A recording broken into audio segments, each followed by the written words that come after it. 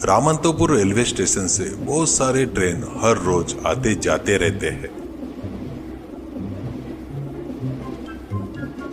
तो उस railway station के प्लेटफॉर्म के ऊपर एक छोटी सी ब्रेड पकोड़े की गाड़ी बहुत ही फेमस थी।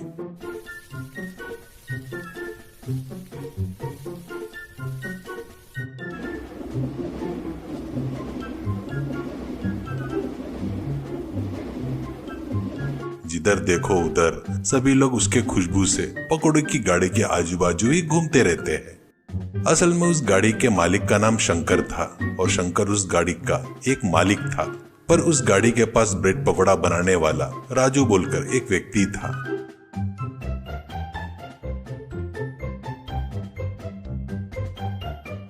राजू हर रोज गाड़ी पोंछकर, साफ करके, स्टोव जलाकर, आलू उबालकर, ब्रेड पकौड़ों को सेक कर, बढ़िया सब कुछ मिलाकर पकौड़ी बनाता था।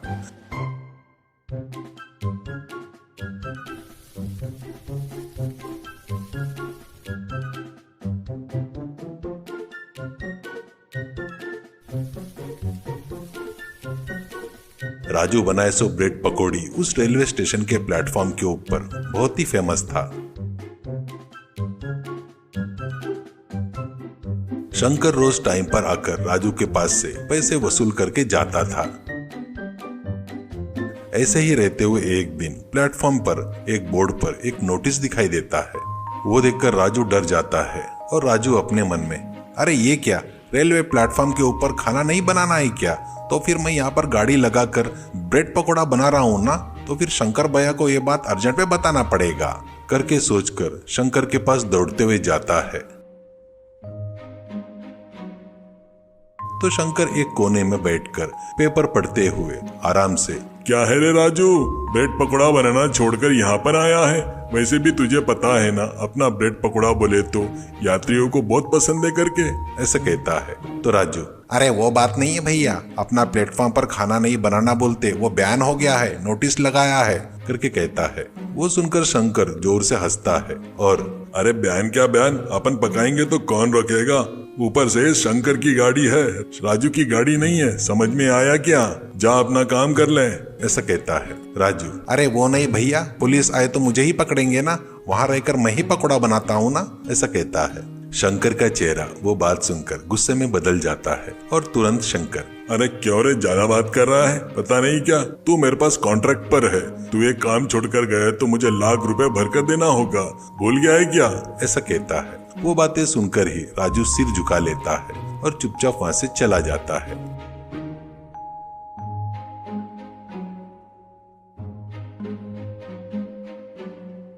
उस दिन राजू रात में खाना खाते हुए सोच रहा था।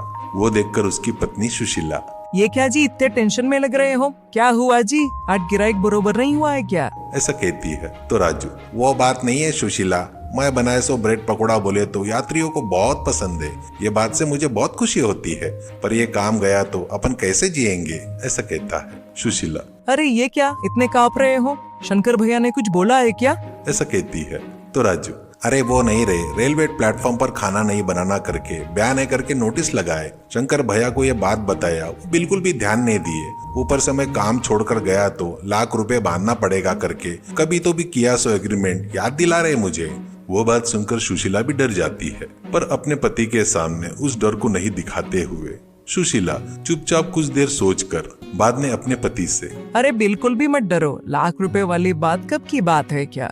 कैसे लिखवा सकते हैं? अपन लोग 4 जनों को खड़ा करके पूछ सकते हैं। अरे वो बात नहीं है, असल में वो बयान क्या है पूरा पता करो करके समझाती है पति को। अगले दिन प्लेटफॉर्म के ऊपर अनाउंसमेंट कर रहे थे एक जन माइक लेकर, अरे देखिए यात्रियों, सब जन ध्यान से सुनिए, अब से इस प्लेटफॉर्म पर कोई भी कुछ भी खाना नहीं पकाएगा, सिर्फ पैकिंग किया हुआ फूड ही मिलेगा यहाँ पर।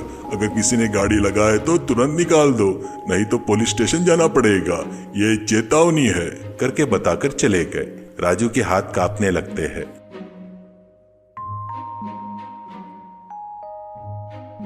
तभी वहां पर इंस्पेक्टर वर्मा आता है और वर्मा राजू को देखकर, ए मिस्टर, सुनाई नहीं दिया क्या?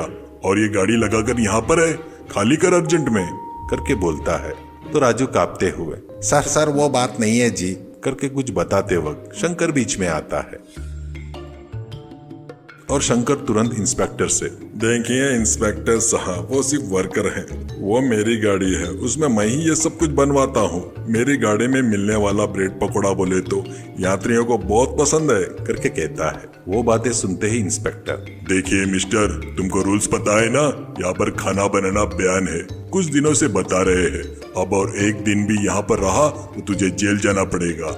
वो बात पर शंकर हल्की सी मुस्कान से, सर मैं बचपन से देख रहा हूँ सर जी, ऐसे सब बयान सब देखा है, आपको जो करना है कर लो, जाइए, ऐसा कहते हुए वहां से चला गया।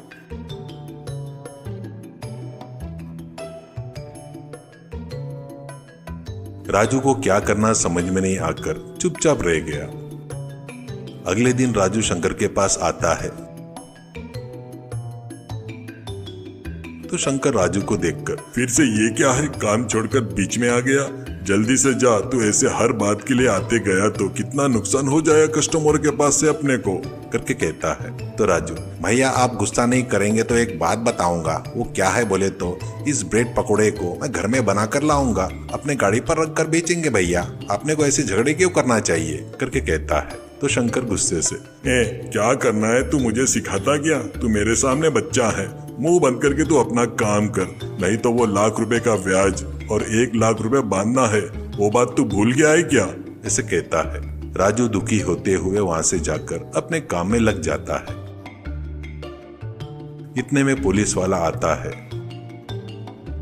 और पुलिस वाला राजू को देखता है तो राजू कांप रहा था। तो पुलिस तुरंत, अरे राजू तू क्यों कांप रहा है, उस दिन आया था ना उस गाड़ी का मालिक वो शंकर, उसको लेकर आ, तेरा और तेरे गाड़ी से कोई संबंध नहीं है, ये मुझे पता है। वो बात सुनते ही राजू के जान में जान आ जाती है। इतने में वहां पर शंकर आता है और शंकर इंस्पेक्टर से, क्यों जी आप अभी अरेस्ट करने के लिए आए हैं क्या, इतना सामान इतने लोगों को लेकर आए, पुलिस वाले को देखकर मैं डरता सोच रहे हो क्या, वैसे भी वो गाड़ी मेरी नहीं है, राजू को किराए पर दिया है, आपको अरेस्ट करना है तो राजू को अरेस्ट करो, मुझे इससे कुछ लेना देना नहीं है, करके बोलता है। तो इंस्पेक्टर, उस दिन तो तू मेरी गाड़ी करके बोला, ऐसे बहुत दिखा करके बोला ना, अभी क्यों ऐसे बात बदल रहा है, चुपचाप चल, कहते हुए शंकर को कॉलर पकड़कर घसीटते हुए चला गया। राजू उसके ऊपर से भारी वजन कम हो गया जैसे आराम से शांति से वहां से घर चला गया। उसके बाद से राजू उस ब्रेड पकोड़े के गाड़ी की जगह पर एक छोटी सी टोकनी रखकर अपने घर पर बनाए सो ब्रेड पकोड़ा लगाकर बेचना शुरू करता है। उसके बाद से राजू बहुत खुशी से जिंदगी जीने लगता है।